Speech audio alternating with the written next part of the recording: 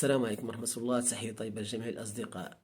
هنيئا وألف مبروك الفريق الوطني والجمهور المغربي اللي خرج فرحان في هذا الوقت باش يحتفل بالفوز ديال المنتخب الوطني على المنتخب النيجيري. مقابلة كانت قوية، مقابلة كانت تكتيكية، مقابلة كانت صعيبة على جميع اللاعبين. شفنا منتخب نيجيري منتخب قوي، منتخب اللي ماشي سهل، منتخب عنده لاعبين محترفين، لاعبين متمكنين. مع ذلك المنتخب الوطني كان هو الطرف الأقوى، هو اللي خلق بزاف ديال الفرص. ما نجحوش اللاعبين ديالنا باش يماركيو في هذا الماتش هذا. كما قلت لكم الماتش كان صعيب.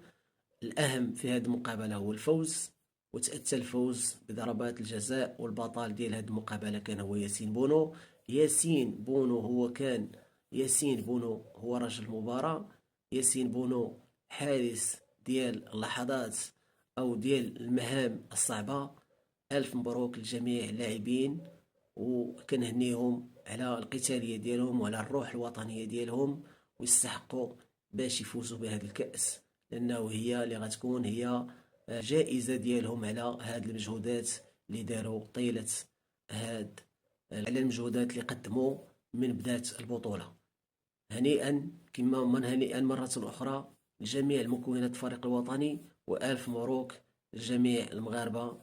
ونتمنى إن شاء الله اليوم الأحد بعون الله وبقوته يكون هذا الكأس من نصيب المنتخب الوطني.